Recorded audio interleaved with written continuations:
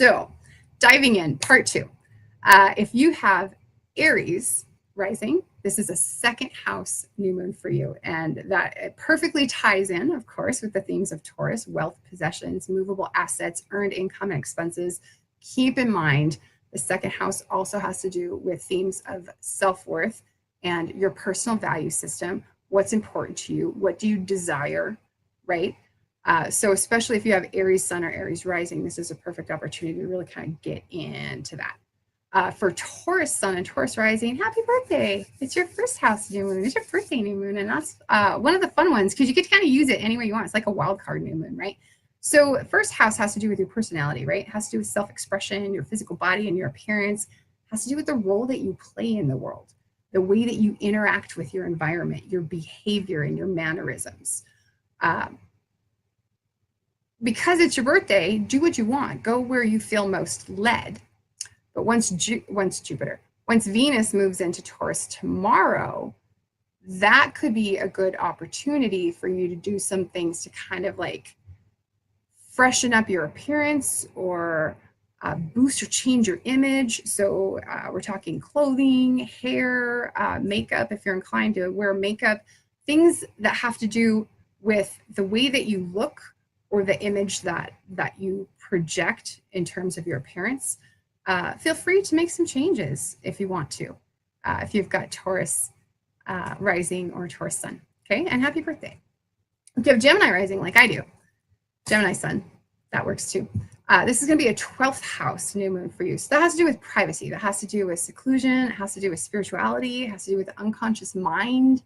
The 12th house also rules highly personal or private projects, solo projects, projects that you work on behind closed doors, like out of the public eye, right? And then it can also have to do with spiritual practices or your involvement with institutions of seclusion, okay? You have Cancer rising. We have an 11th house new moon for you. So this is friends and organizations. It's you as a part of a larger association or club. It also has to do with hopes and dreams. So when you have a new moon in your 11th house, it's a really wonderful time to take a step towards a long-held hope or dream of yours.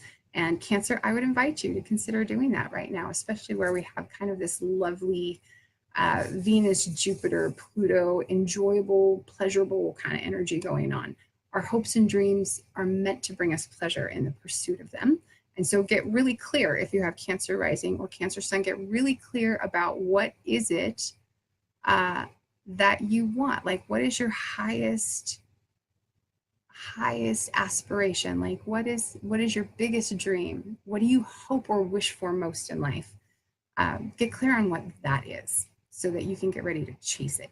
Okay, if you have Leo, this is a 10th house new moon. So this is around your career, your professional life, awards and recognition, your status, your highest point of achievement in life. And that can be your highest point of achievement in your career. Can also be your highest point of spiritual achievement. If we're talking specifically about the midheaven, okay? Status, reputation, these are also 10th house concerns. It's your public life, right? It's what other people see, your reputation. For Virgo, this is a 9th house new moon. So higher education, long distance travel, those are 9th house matters, long distance communication. So things like publishing and broadcasting, large audiences and long distances, that's what you want to know. But the 9th house also governs religion, philosophy, law, things like that. For Libra, this is an 8th house new moon for you. So other people's resources which are at your disposal, things like investment earnings or insurance, taxes, inheritance, bonus or commission income. So when we're talking about the 8th house and other people's resources, this could be monies that come to you with no strings attached, or they could be monies that are lent to you that do have strings attached, right? It can be debts even, like, so taxes could be tax refunds, but also could be taxes that you owe. Same with like insurance, right? So keep that in mind. This is a two-directional way of money movement when we're talking about the 8th house potentially, okay? 8th house also has to do with more occult themes. And when we are exploring that, we're looking at themes around death and rebirth cycles, transformation, right? Eighth house also rules psychology, and anywhere where we have to like get really deep for detail, like research or investigation, any kind of real in-depth exploration of a subject or an avenue. If you've got something really kind of deep you want to dig into, use that eighth house new moon for that. For Scorpio, we have a seventh house new moon. So this is partnership, it's marriage, it's business partnerships that you might belong to. It's your relationships with other people in general. The seventh house also speaks to what we reject about ourselves and often what we project onto other people. And when we're talking about those two finer points, we're talking about the descendant specifically, which is the opposite point of the ascendant. So the ascendant represents us physically in the world. The descendant represents other, our partner physically in the world, and the relationship between the two of us, okay? And sometimes that relationship is also much more reflective about the relationship we have with our inner self.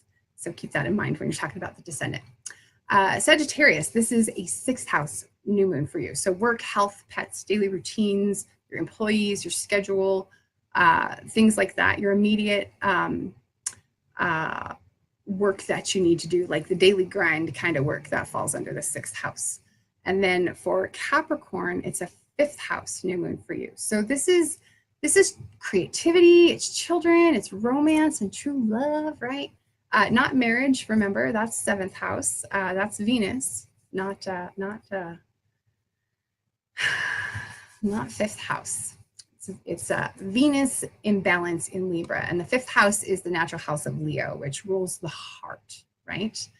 Pleasurable activities are fifth house activities, things we do for fun and enjoyment, things like hobbies can fall under the fifth house. Risk-taking and gambling fall into the fifth house, sports, things like that, but especially creative endeavors. So this is a great place for art, for making things, right? For giving birth to something into the world. That's why we give it children, the fifth house, because it's where we give birth to. And that can be an actual living being, or it can be ideas, it can be art, it can be things you make with your hands, creativity, your expression, what you give birth to, right? Aquarius, fourth house, home, family, real estate. These are fourth house matters. Your parents also fall under the fourth house. And I would encourage you, look to your own natal chart for clue as to which parent specifically, because it can reflect either the father or the mother in my experience, just depending on the natal chart of the native and their relationship with their own parent. But the chart will give you clues as to which parent, but it can also be both parents. Pisces, this is a third house new moon. So here we're talking about transportation. We're talking about communication. We're talking about writing. We're talking about interaction with other people, but it's what happens in your immediate environment, not over long distances, the way the ninth house is, right? Third house can also be about education, especially specifically childhood education, but it can be about education and things that you need to learn or teach.